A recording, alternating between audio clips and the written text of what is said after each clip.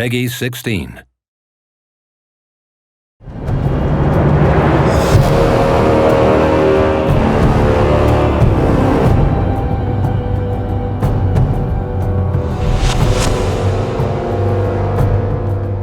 In Immortal Realms you have the Kingdom mode and the Battle mode.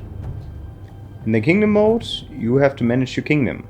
You have to recruit your units, you capture territories, you upgrade your provinces, you level your lords, and you decide when to go to battle.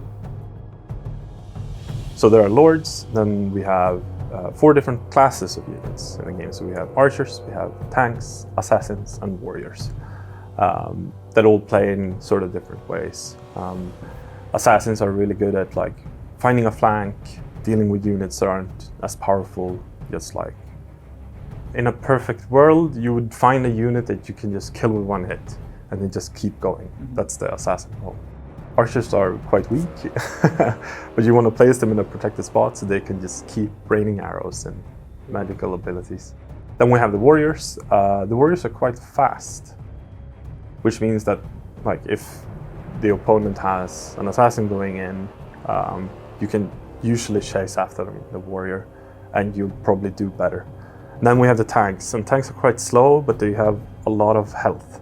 So they're really good at that sort of like, oh, I found a chokehold that I don't want the enemy to pass. I'll just put my tank unit over there, and he'll stand there for a while, and it's gonna be good.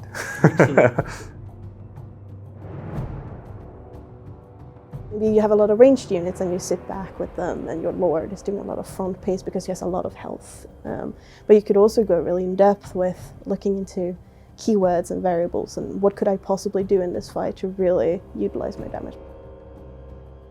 So in Immortal Realms we have more than 24 different lord classes.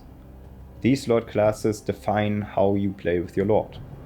For example, you have the more fighter-orientated classes, which will improve your attack damage or your armor or your health. And those are the lords that you just send in up front and kill everything in their way. And then you also have other classes, for example mages, who usually benefit from staying in the back line and performing their spells.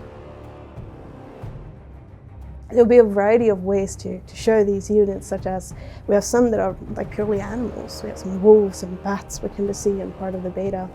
And there are also all different kinds of horrors when it comes to the other clans, for sure. And so you can really build your army in a way that you see fit, because you do all the recruitment yourself.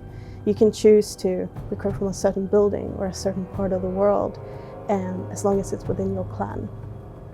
Some of the things that we tried to push for is basically, even if you're not that good at the micro stuff, like the combat overall, let's say, you can still be a really good strategist and have a really good like macro plan and still have that work out.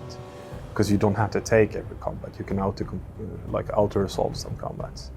And the other way around, like if you're not really good at the macro perspective, maybe your like economy and all of that isn't really your thing, then if you're really good at combat, you won't lose any units. So, so you have that going for you. So that's very interesting, seeing different players like approach the game in different ways. Like some people will take like half an hour or more on just like focusing on the combat and doing everything like very precise. And other players just rush the combat because it doesn't matter, because they have the other part of the game like completely under control. We're always looking for the feedback from our players, and based on that, we can improve the game. I think that it's very valuable to work together with them, and we want to continue doing that even after the release of the game.